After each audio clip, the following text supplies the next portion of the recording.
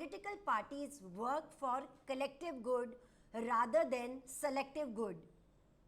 Collective good means whatever political party do, they keep in mind that maximum people and almost all the sections of the society are benefited by it. They do not work for selective good. For selective good, there are certain pressure groups and movement groups.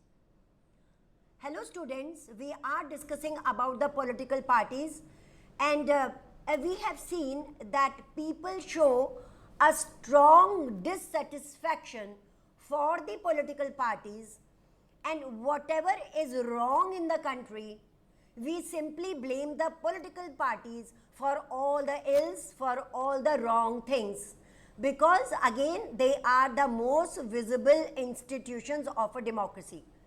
So whatever is wrong, whatever is evil in the society, we simply blame the political parties for it.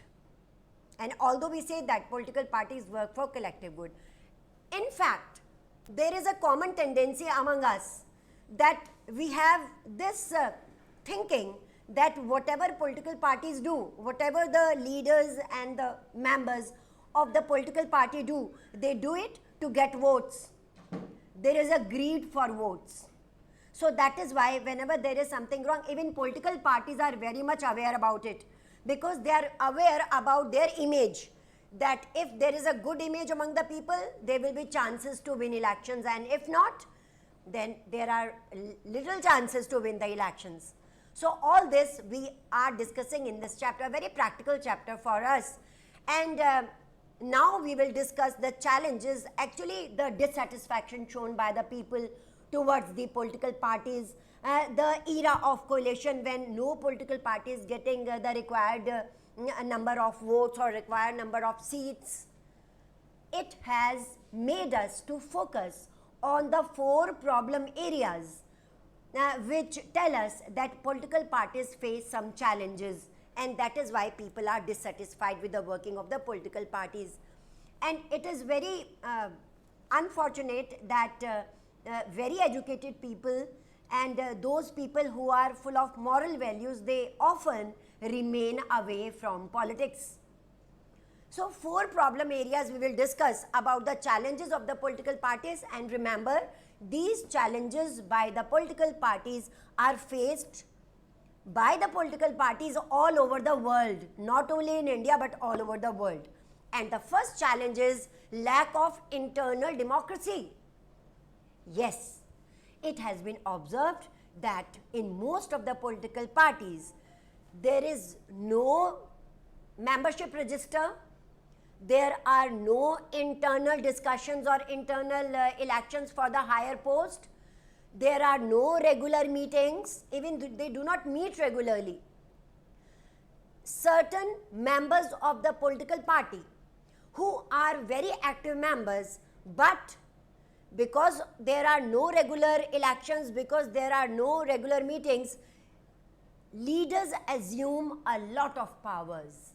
Leaders, the party leaders, they assume a lot of power, and sometimes it is very unfortunate to know that the members who are very active and who do a lot of work for the party, they are not close to the leader, because they do not meet. Even the higher post, because leader assume greater power, the higher post, they are not declared. There are no internal election, like we saw in case of USA. There are internal election. There are not internal election in most of the political parties. So this is undemocratic. This is against the democratic values. So if political parties start maintaining membership register, they will come to know the members about the seniors and juniors, and then the leaders would not be able to favor their own people.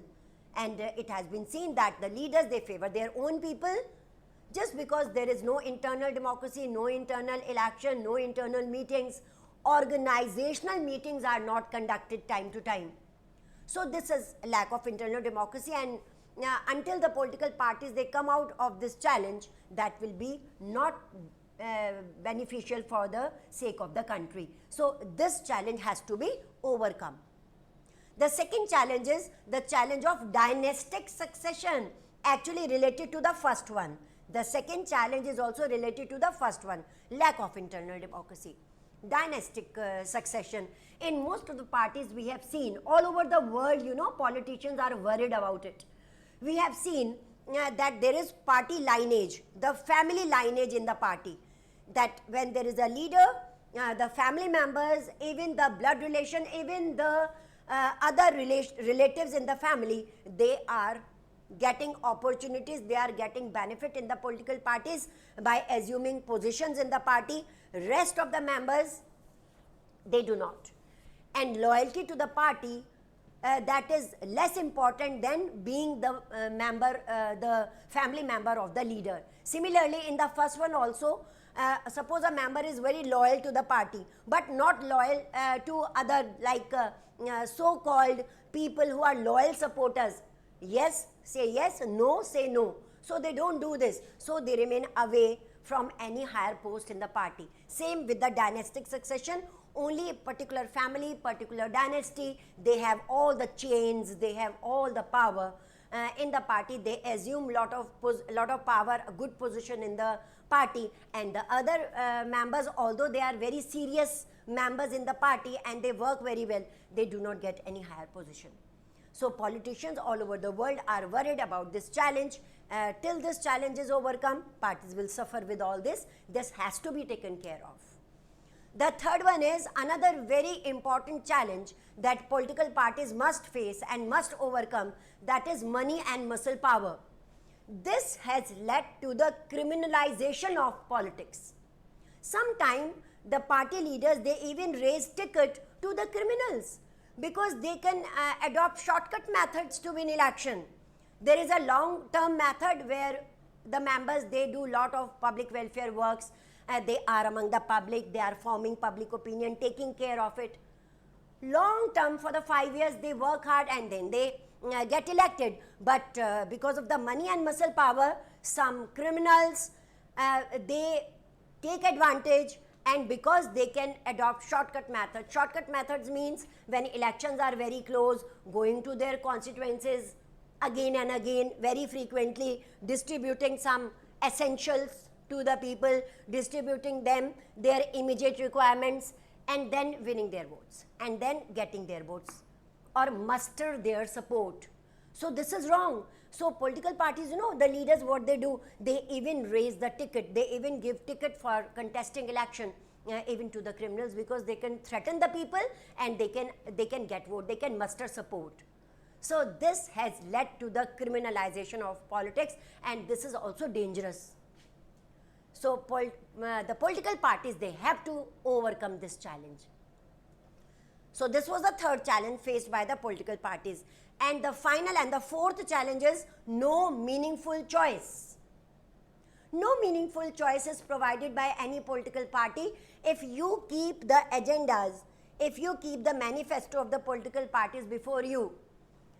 When elections are close, we get pamphlets from different political parties. They are distributed among the public so that they can read the policies and program. Political parties promises people that if you vote for us, we will do this, we will do these things. If you compare these, you will feel that, and you will see that there is no major difference between the political parties. And what to talk of the other countries like India. Even in Britain, there are two political parties, Labour Party and Conservative Party, for example. Both the parties have the same policies and programs. Only the method of implementation is different. Only how to implement these policies, that method is different. Otherwise, if people really want a different choice, if people really want a different type of government to be formed after 5 years, they do not have any choice.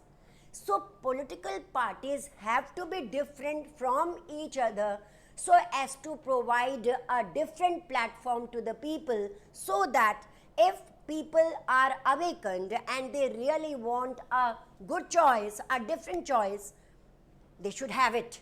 So a meaningful choice should be provided by the political parties to all the people that will be in favor of the country as well as in favor of the voters. So these are the 4 problem areas on which political parties have to focus, and the time when they will overcome these challenges, everything will be good, because again, because political parties are within us, because they are critical to the working of democracy. So if once they are reformed, that will be very good for the country, that will be very good for the people, that would be very good for the political parties also. Right? Now, this was your long answer. You get separate challenges in 3 marks in board examination, or you get what are the challenges faced by the political parties. It's a 5 marks question, but because there are 4 challenges, so you can give an introductory. As I told you, political parties are critical to the working, etc. They work for collective good. Or finally, in the 5th point, you can write down that the political parties, if they overcome these challenges, there is scope for improvement. So make 5 points and get 5 out of 5. Then switch over to next topic, how parties can be reformed, a major topic and also a very critical topic, because it is very difficult to reform the political parties, because from the political parties we have the administrators, we have the policy makers, we have the lawmakers. So it is very difficult to reform them. Even then, we have 3 ways that have been adopted in India that political parties can be reformed. So these 3 factors or these 3 ways we will study. The first effort was made by the constitutional amendment. The first way to reform the political parties is adopted, the effort is made, or the step is adopted by the constitutional amendment. You know, in the beginning of the chapter, I told you one term, partisanship.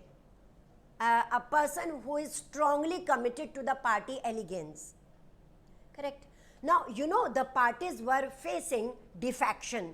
This is a 1 term, 1 mark question, a term for you, defection. Defection simply means changing party allegiance every now and then. Every now and then, after every interval, changing the party allegiance either for the cash reward or for a position. If the other party is providing a particular member or a particular leader good amount of cash or a very good position, they will frequently change the party. So this was defection. So that was going on in the parties. So now, according to the constitutional amendment, if any leader or any MLA or MP changes the party allegiance or shifts to the another party, his or her seat as MP or MLA will be no more. He or she will lose its seat as MP or MLA. So this has brought defection down. Not it has been diminished, it has been away, but it has brought defection down. A bit reform is there. Second step is taken by the Supreme Court by asking the candidates who are contesting the elections, who are filing their nomination paper for election, they have to submit an affidavit. That is a legal paper. Affidavit, again 1 mark question. A legal order, a legal paper that will declare their property, how much property they have, their criminal cases pending against them, because they have number of criminal cases against them. So they have to declare in that affidavit, so that voters can see that what is going on, whom we are going to cast our valuable vote. So affidavit. This also has, we don't know whether this has made any improvement in politics, but if once a person is caught that the proper information is not given, then there are punishments. And the third one is, how can Election Commission be away from all these? Election Commission has made this law that when a candidate is filing the nomination paper, it is compulsory to file the income tax return. Correct? Now, this is also a rule, an effort made by Election Commission, and Election Commission has also asked the political parties to conduct internal elections regularly, so that the ordinary members can also have the chance to come. They would also have the opportunity to come up. So these are the 3 efforts made by Constitutional Amendment, Supreme Court, Election Commission, that income tax return should be filled. It's only a formality for them, but it is a rule now. Tomorrow we will dwell upon other points and other suggestions from the common people that how political parties can be reformed. So in next lecture we will meet again with some new topics. Till then, goodbye.